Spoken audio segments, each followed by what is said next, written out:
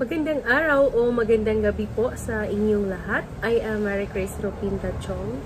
I am one of the beneficiaries of SPEMS or Sa Pinas, Ikaw ang Ma'am at Sir.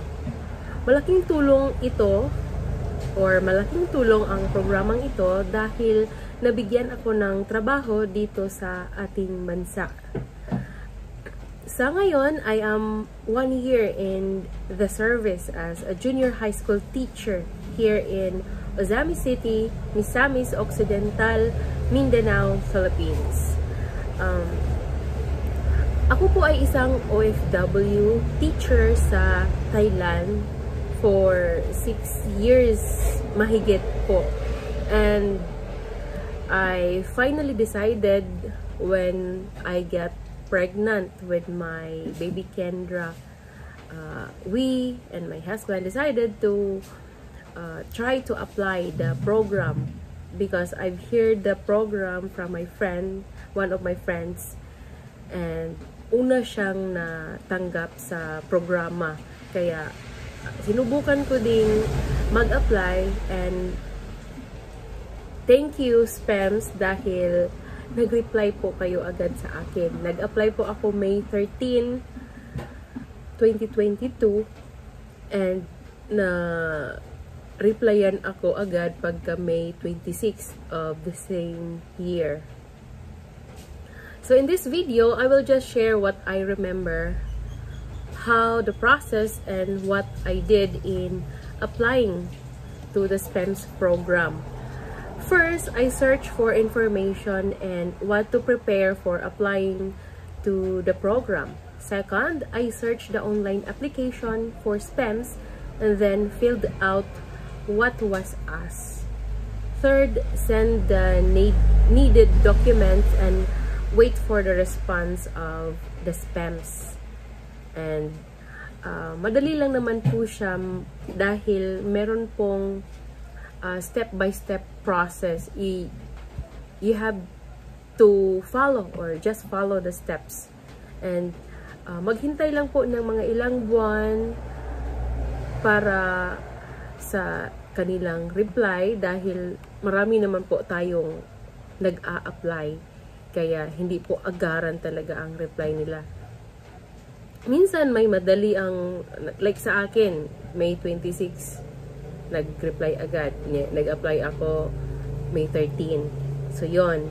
And then, pagka nag-reply sila sa inyo, yon, magtatanong sila na you are batch. Bibigyan kayo ng batch number. Tapos, pag pipiliin po kayo ng 5 schools kung saan nyo gustong ma-assign. And then, after that, i-send nyo yun sa kanila. Tapos, maghintay ka ulit ng reply for assignment kung saan ka ma-assign na school.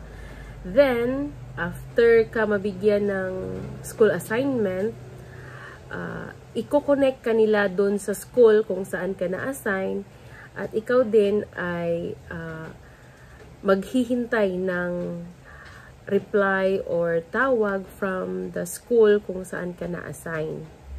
Then, kagaya ng sa akin, December yun na bigay ng information yung division namin na ay maghanda ako sa mga kailangan na requirements dahil ako po ay nabibilang sa